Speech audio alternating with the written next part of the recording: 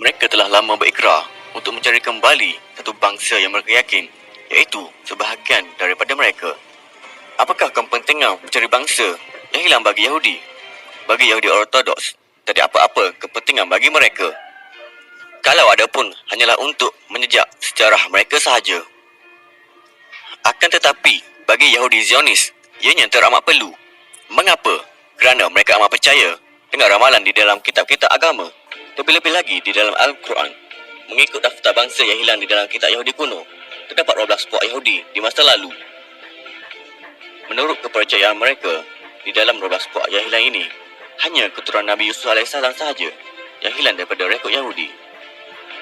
Keturunan Nabi Yusuf AS menurunkan 2 puak yang lain, iaitu Manasseh dan juga Ephraim. Mengikut satu kitab Yahudi, satu lost tribe Bani Israel yang mendapat petunjuk Allah, iaitu beragama Islam, akan membunuh Yahudi Zionis di Palestin.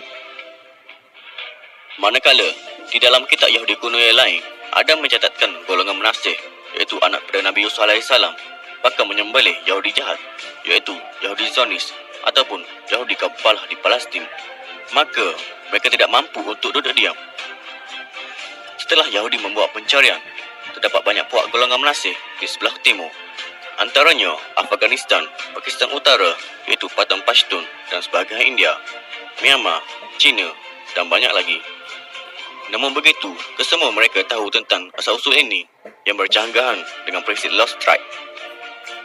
Bagi mereka, kalau sudah tahu maksudnya, tidak sesuailah dengan konsep lost, iaitu hilang. Pencarian mereka juga termasuk di Afghanistan dan Pakistan Utara. Namun, yang beragama Islam cuma di Afghanistan dan Pakistan Utara. Oleh sebab itu, mereka diserang oleh Yahudi Amerika dan Rusia. Dalam pada itu, seorang profesor di Amerika bernama Ralph Olson telah membuat hipotesis baru. Mari kita baca dengan teliti fakta ini. Pada mulanya, Yahudi Zionis menyangka Red Indian Amerika adalah ibu bagi segala orang-orang Manasseh, iaitu the lost tribe. Tetapi kesemua keputusan dia ini adalah negatif. Kemudian, Prof. Olson mengkaji secara mendalam tentang Book of Mormon yang diselewengkan dari satu manuskrip kuno dan membuat kajian DNA sekali. Keputusan yang beliau perolehi adalah ibu bagi segala keturunan Manasseh adalah orang-orang Melayu di semenanjung Tanah Melayu. Untuk mengukuhkan lagi, tidak ada seorang Melayu pun yang tahu mengenai silsilah keturunan Bani Israel mereka. Bersesuaian dengan nama Lost, iaitu The Lost Tribe, asal-usul yang tidak pasti dan diketahui. Jika kita berpandu kepada kitab Yahudi tua bahawa Lost Tribe dari kalangan Manasseh, anak Nabi Yusuf AS yang bakal berada di barisan hadapan tentera Imam Mahdi dan bakal menyembelih orang-orang Yahudi di Palestin dan bakal memadamkan Israel daripada peta dunia adalah terdiri daripada orang-orang Melayu. Mengikut manuskrip kuno yang diseleweng menjadi Book of Mormon itu lagi, sebahagian daripada Melayu semenanjung termasuk selatan Thai juga adalah daripada keturunan Bani Israel. Ketika ramai pengkaji memperdebatkan kaum-kaum yang hilang seperti The Lost Tribe of Israel, Atlantis, Lemuria, Sodom and Gomorrah, malah masa mencari-cari siapakah Gog and Magog. Rahsia bangsa misteri ini masih terpelihara di dalam tabut rahsia sejak beribu-ribu tahun.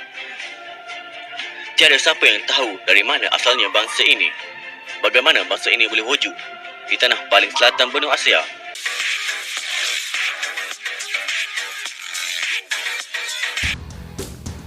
Halo teman-teman semuanya, Assalamualaikum warahmatullahi wabarakatuh. Om Swastiastu, Namo Buddhaya, Salam Kebajikan.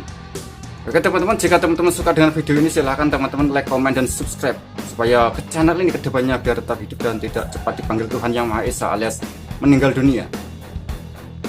Oke teman-teman, sudah kita saksikan bersama-sama yaitu sejarah ilusi alam Melayu Mahwangsa yang ada di Malaysia, di mana bangsa Melayu atau alam Melayu ini diidentikan dengan keturunan Nabi Ibrahim dan diidentikan dengan Bani Israel atau Yahudi, di mana bangsa Melayu dikatakan bahwa bangsa yang hilang dan sejak zaman Lemuria atau zaman Atlantik. Dan ini banyak sekali ya cerita-cerita seperti ini di Malaysia, banyak sekali video-videonya ya teman-teman. Jadi ini tentang ilusi alam Melayu Mahwangsa, di mana ini sebenarnya adalah propaganda ya teman-teman, karena ini zamannya digital, jadi setiap orang bisa saja melihat video di seluruh dunia. Jadi ini propaganda dari Malaysia, di mana dia ingin menyatukan bangsa Nusantara menjadi satu komando, yaitu khilafah ya teman-teman. Jadi mengatasnamakan agama dan mengatasnamakan rumpun Melayu, dan jangkauannya tentu sangat luas se-Nusantara. Dan ini mirip seperti Hizbut Tahrir ya. Jadi Hizbut Tahrir ini adalah gerakan Islam transnasional. Jadi seluruh dunia ini komandonya hanya satu ya. Jadi kalau Hizbut Tahrir ini tidak ada negara atau bangsa. Jadi seluruh umat Islam itu menjadi satu, tanpa negara, tanpa bangsa, dan dikomandoi oleh khilafah. Dan ini ya yang namanya Hizbut Tahrir, untuk memerangi mereka-mereka para orang-orang yang zalim. Ini adalah embel-embel agama ya teman-teman. Jadi ini persis seperti di Malaysia. Jadi di Malaysia ini adalah khilafah yang sedikit jangkauannya sedikit lebih kecil, yaitu jangkauan dari propaganda Malaysia ini adalah hanya kawasan Nusantara ya teman-teman. Ya termasuk ada Indonesia, Brunei, dan Singapura. Jadi intinya adalah untuk menggabungkan bangsa-bangsa rumpun Melayu yang menurut mereka adalah alam Melayu atau ilusi alam Melayu Mahawangsa, untuk menjadikan umat Islam bersatu untuk menentang mereka para orang-orang zalim.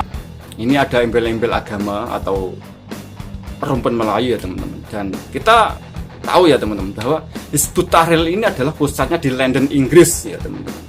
Jadi apa bedanya dengan Malaysia? Apa hubungannya dengan Malaysia? Ya jelas ada, karena negara Malaysia ini adalah boneka atau antek dari negara penjajah Inggris. Jika Inggris itu mempunyai khilafah yang menyatukan umat Islam seluruh dunia atau Islam transnasional, Malaysia ini punya juga khilafah tapi jangkauannya lebih kecil. Jadi ini hati-hati ya teman-teman tentang propaganda orang-orang Malaysia ini. Apalagi orang-orang Indonesia yang senang sekali bilang serumpan-serumpun dengan negara jiran kita Malaysia. Ini sangat berbahaya. Contohnya Hizbut Tahrir ya teman-teman, itu kan banyak sekali di Indonesia.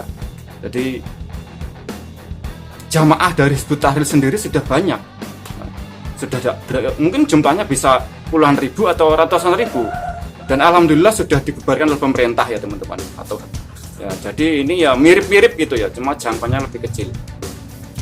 Dan ini sangat berbahaya. Contohnya banyak sekali komentar-komentar tentang video ini, orang-orang Indonesia sekali sangat senang sekali juga, karena mereka beranggapan Islam Nusantara bersatu. Jadi tidak ada negara di situ ya. Inilah, dan ini bukti ini banyak sekali. Sebagian orang Malaysia mengatakan ingin sekali orang Indonesia atau orang Malaysia itu ketika berkunjung atau bertransaksi ekonomi tidak ada halangan negara, tidak perlu visa ataupun paspor ya teman-teman. Dan kita sebagai rakyat Indonesia harus memperkuat rasa nasionalisme, rasa kebanggaan kita kepada negara, supaya terhindar dari propaganda-propaganda yang dibikin oleh Malaysia. Oke teman-teman, bagaimana menurut Anda? Silahkan teman-teman berkomentar di bawah kolom komentar. Sekian video dari saya, apabila ada kesalahan mohon maaf yang sebesar-besarnya. Wassalamualaikum warahmatullahi wabarakatuh. Salam NKRI.